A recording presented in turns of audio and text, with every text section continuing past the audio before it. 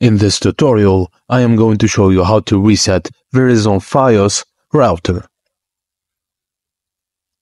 Turn on your router around and locate the reset button. It is typically a small recessed button on the back of the bottom of the router. Ensure that your router is powered on and operational before proceeding with the reset. With the router powered on, use the pointed end of a paper clip, a pen, or a similar object to press and hold the reset button.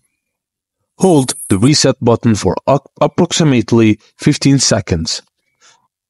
You may need to use some force to press and hold the button, as it often recessed to prevent accidental reset.